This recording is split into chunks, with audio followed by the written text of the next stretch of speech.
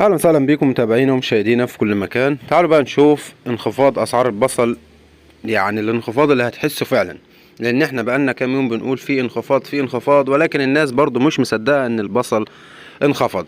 ولكن النهارده البصل انخفاض يعني زياده شويه، فده هو اللي هيسمع بقى في سوق التجزئه، وبعد يوم او يومين هتحس بالانخفاض ده فعلا. متنساش تعمل لايك الفيديو واشترك في القناه علشان يصلك كل جديد. قلنا التفاعل ده ليك انت، كل ما تتفاعل مع الفيديوهات اليوتيوب لوحده بيعرض لك اسعار الخضار يوميا على الصفحه الرئيسيه عندك على اليوتيوب. طيب، بالنسبه لاسعار البصل، طبعا البصل يعني من بدايه تقليعه يا جماعه هو سعره عالي، وابتدى ان هو حتى بعد قرار وقف تصدير البصل برضه شد في الاسعار لحد ما وصل 35 جنيه.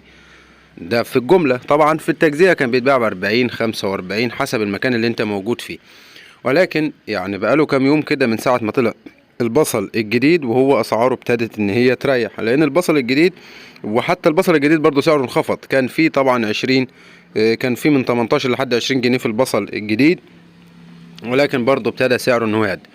يعني اسعار البصل الجديد النهارده يا جماعه، في بصل يبدا من 12 جنيه لحد 15 جنيه في البصل الجديد، من 12 جنيه في الاقل جوده لحد 15 جنيه في البصل الجديد. تمام.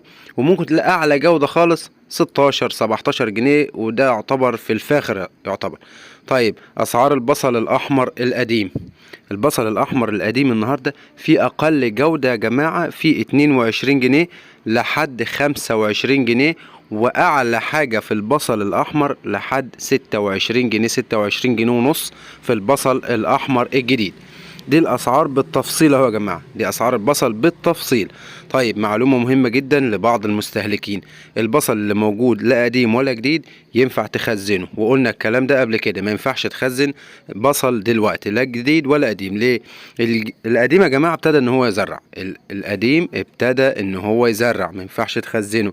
والجديد ده طبعا بيجي مزرع لوحده، يعتبر استعمال يومي في البصل القديم والبصل الجديد بالفعل. فطبعا دي كانت اسعار الخضار النهارده بالنسبه لاسعار البصل القديم والبصل الجديد. ده طبعا الانخفاض، علشان بس الناس اللي بتقول البصل ما انخفضش، لا، البصل بالفعل ابتدت ان اسعاره تنخفض انخفاض تام اهو، ولسه كمان شويه طبعا لقدام كده هينخفض اكتر من كده. الموضوع بس عايز شويه صبر، فانتظروا كل جديد ان شاء الله وتحديث للاسعار.